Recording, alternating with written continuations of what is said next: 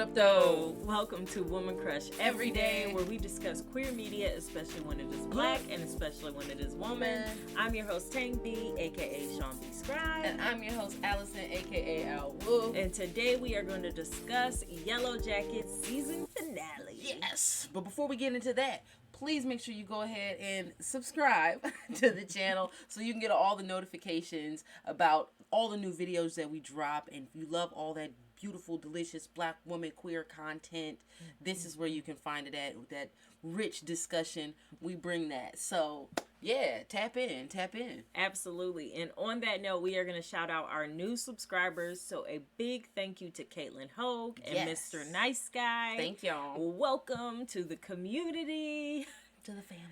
And sometimes we drop bonus episodes, and one of those was a script analysis conversation that we did on Slave Play by Jeremy O'Harris. Yes. A big thank you to one of our subscribers, Kelly Crump, who suggested the conversation and hooked it all up. So you can check that video out. And definitely check it out. Slave Play includes a black lesbian in the story. Yeah. And we were surprised to find that out because we didn't know that going into it. So to find this character is like, oh yes, we can talk about it.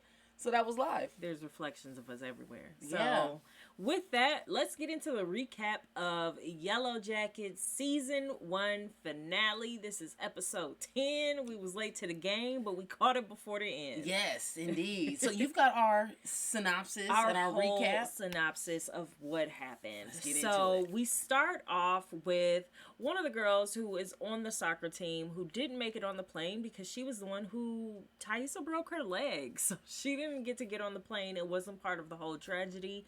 Well, she's organizing the reunion and she wants to be a part of the story. Meanwhile, Nat, Shana, Misty, and Taissa are disposing of Shauna's side piece boyfriend that she murdered last week. That was so gruesome. Yeah, really gruesome. So they're not a fan of that cutting type of stuff, the body but parts out that are, things that make them identifiable, and they know to do these things. It's really creepy. So they're getting rid of that. Misty then goes and releases her private investigator hostage that she had, but not before poisoning her cigarettes with fentanyl. We don't know what happened to her. She dead, she alive, we don't know, but she's definitely passed out. She can't drive. We'll see next season. Yeah.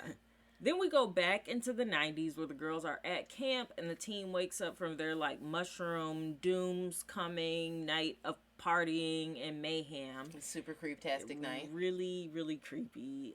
Jackie confronts Lottie and her whole man-eater crew about how they were gonna slit Travis's throat and eat him or sacrifice him, whatever they were planning to do as punishment to Jackie for getting some. Yeah, for taking Nat's man. Taking Nat's man. There's only so many men here. Very territorial. It's one of those moments where I'm like, I'm so happy I'm not straight. Yo, dodge all of them bullets. All of them. Dodge all of that. Okay. So then Nat is trying to apologize to Travis and get back on his good side and help him find his brother because his little brother is missing. Nobody knows where he is. Yeah, after his shroom trip, he just fell asleep on the ground, and that's the last we've seen from Javi. Yeah, not good. Okay, flashback to the present. Taissa's wife, Simone, is trying to grab some things for their son, Sammy, and Taissa's like, are you trying to be at the house when I'm not there? And she's like, pretty much, yeah, I don't think it's healthy for you to see him or us. And so Taissa's sad about that, but she's also has this election night, and she's planning her concession speech because she's not sure if she's going to win. Then there's the reunion. So they play this tribute video to the soccer team who got on the plane. Nat, Taissa, Shauna, and Misty all show up, and they look like bad bitches. They take some pictures. Then Shauna goes home with her family, and they try to have this family scene with her and Jeff, and they're getting along. The daughter comes home and come on, honey, it's weird, but it's cool. We're having a good family moment. Yeah. We're eating popcorn. And Join then us. on the news, it shows who's a missing person right now. Shauna's side piece murdered boyfriend. So, not good. And the whole family knows this is not good. Everybody knows in their own way what happened to my mans. Absolutely. Then we go back to the 90s. Jackie confronts Shauna about the fact that she's sleeping with Jeff, in the past when they were still teenagers, and pregnant with his baby. And she's all mad, and Shauna kind of goes off on her, and Jackie decides to sleep outside and then freezes to death overnight. Yep. She's gone. Lottie, Misty, and Van start sacrificing hearts or offering hearts up to the dark side. Nat decides that she's going to shoot her head off from all the stress, but then gets kidnapped by Lottie's future gang. I guess. Yeah, we find out that Nat had somebody that she had called to try to figure out what happened to Travis, and somebody that she had blackmailed. And then so the lady who she had blackmailed, Susie, is calling back to say Lottie has something to do with Travis's bank account, and and Nat gets stolen away, presumably by Lottie's people. And Taissa wins the election, and she just looks really sinister doing so. She's got that weird smile on. Yeah. So that's what happened in the episode. Yeah. Boom. So let's get into it. All right. So, favorite moment. I guess I'll start. Yeah, so my favorite moment from this episode had to be Shauna going off on Jackie. I think that was one of those long time coming type of moments. Jackie has, just acted like she's above people for so long. I think I wasn't really tripping off her stealing Nat's man. It wasn't Nat's man. You know what I'm saying? They weren't really in anything, but it was the late 90s, I guess. Politics are different. I don't know. I think now it's like, look, if you take them, you know what I'm saying? Okay, it's not that. That's not where we are. I don't think that's the girl code that they go by. I don't think that's girl code nowadays. But I do think we're a lot closer to that. And at the time, they were teenagers. They were, these. Okay, so maybe I'm tripping. Maybe I'm just bringing... Okay, what's messed up, though, is that Jackie, in the beginning of the season, was trying to bring everybody together. And she was like, everybody's going to say something nice about each other. We're going to be a team. Mm-hmm. And so, the fact that they are teammates, and... yeah, she did something sinister to her teammate, in a way. Yeah. But I also feel like, had she not done that, well, maybe she wouldn't have slept outside. But she was going to die. And she was going to die without having enjoyed sex. And, I ain't mad at her. Yeah, I think for her, she was going out in her own little blaze of glory. Yeah. But, she was... yeah, Shauna needed to boss up. Yeah. I think Shauna needed to claim her power, and to see Shauna claiming her power in that moment. Yeah. I was with it. She needed to shut Jackie down. Jackie was tripping. Jackie was also holding on to that secret that Shauna has her boyfriend's baby. Yeah, she told the whole crew and stuff. That was a lot. But yeah, I think from a woman crush everyday aspect and view of the episode, my favorite moment would have to just be witnessing Taissa win the first black woman to win a state senate seat in New Jersey or something. So it was just like, okay, yes, Taissa, go ahead, boss up, represent all the black lesbians out here doing boss shit. Can you stop looking creepy while you do it, though, Taissa? She did look weird, but you know what I'm saying? Hey, some people's face is just different. It was also that we had just come off of my favorite moment, which was Simone bringing the full creep factor to the episode of crawling into the space where she's seeing the bloody drip off the vent. She opens the vent, decides to go in. All of this, I'm like, who wrote it? Who wrote it?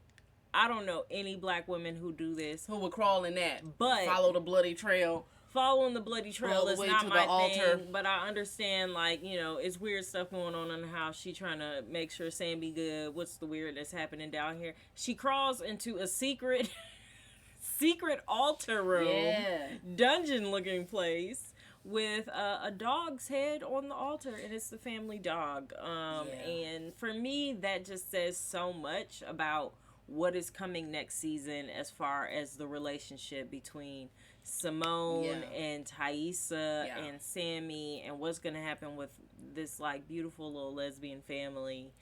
I don't think it's gonna last, y'all. I don't know how much more we're gonna be able to talk about Yellowjackets because It's gonna be... I think this was it. This was our chance. We're gonna see, but we're gonna see what happens. I don't know if Simone is ever Taissa gonna go back going to be that. on top though, and I'm sure she'll find someone else to love and sleepwalk with at night.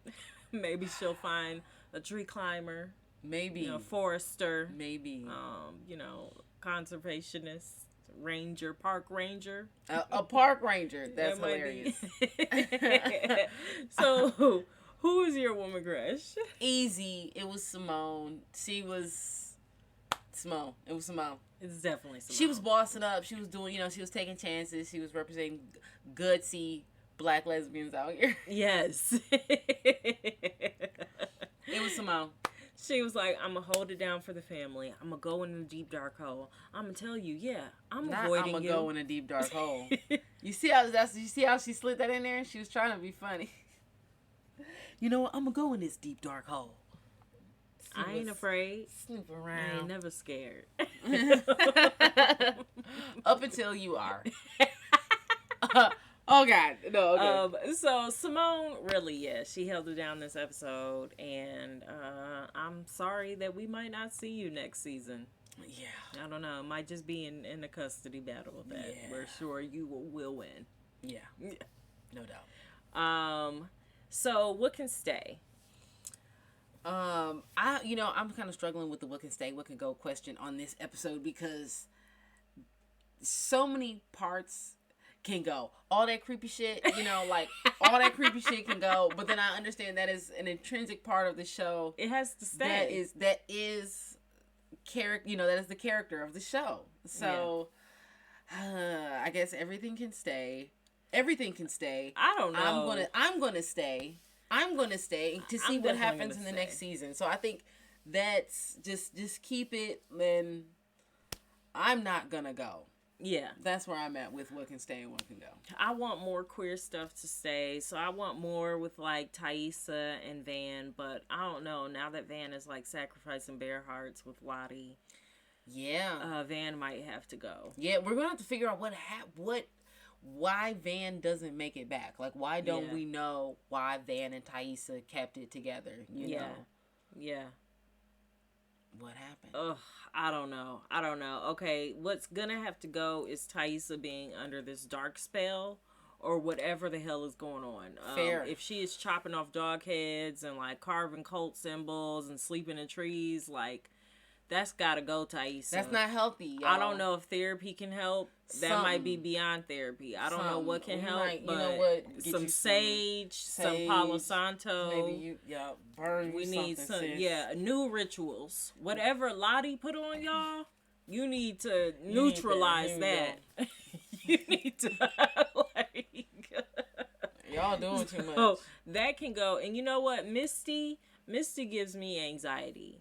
So I understand she's central to the story. She can't go, but I just need a moment to breathe because she makes me so stressed. Yeah. Any bullshit that's happening, Misty comes in and be like, "What if we add explosives?"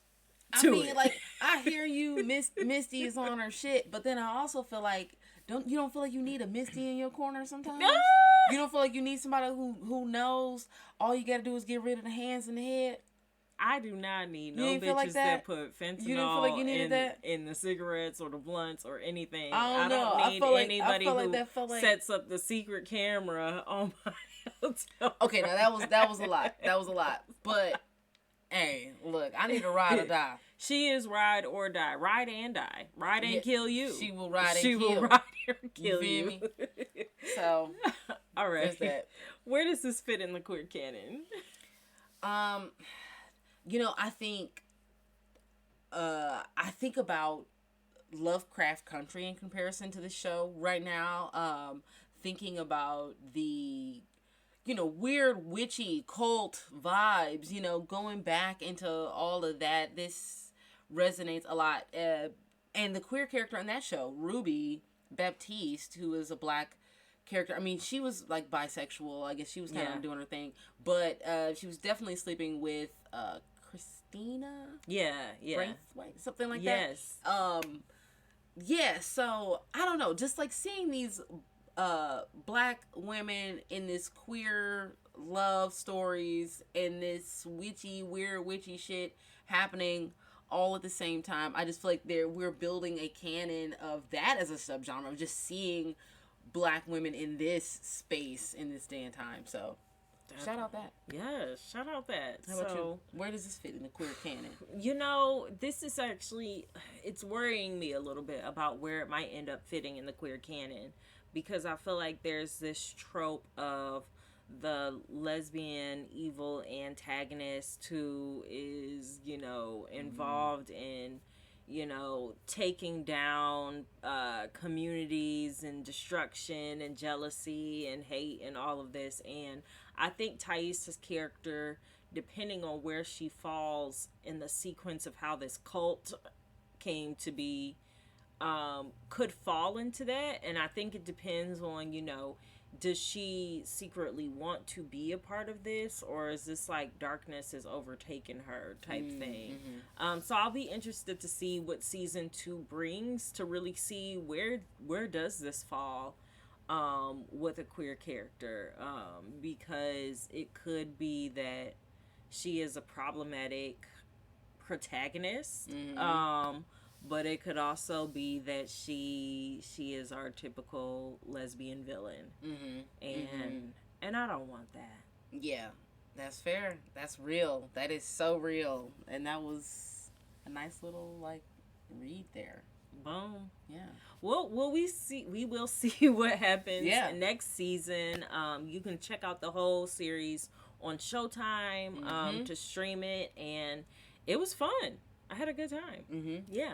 And right now, I'm catching up on The Chi, because Tang has already watched The Chi, but I'm going through the whole season, and I just started episode 1, season 3 today. Well, we just started it, and it started with this beautiful lesbian wedding, and I'm just like, yes, this is the kind of content I love seeing. So, and there are a lot of characters that are queer on The Chi. So there's a lesbian couple. There's also, well, actually, I don't want to say it because I just want you to go and enjoy the story. Yeah, and if you have Showtime, you know, if you have Showtime, if you're already watching Yellowjackets, you can swing on over and watch The Chi and watch those beautiful black lesbian couples on that show, too. And we know you got Showtime because we know you've been watching the L Word Generation Q. Exactly. So you're already there. You're already tuned in. All right, y'all. Peace. Oh, yeah, you cut that off quick. All right, y'all. Peace. Until next time, we'll catch up with you. All right.